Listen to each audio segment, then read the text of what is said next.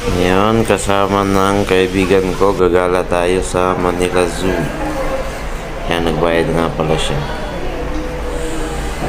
First time ko rin dyan makapunta kahit na medyo matagal na ako sa Manila, pabalik-balik. Yan pala yung entrance fee. Kailangan pala online yung pagkuha ng ticket.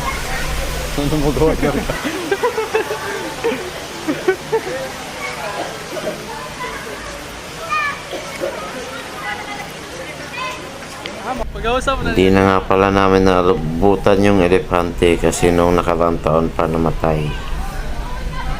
Kaya sayang, picture na lang yun nandiyan. Matay mga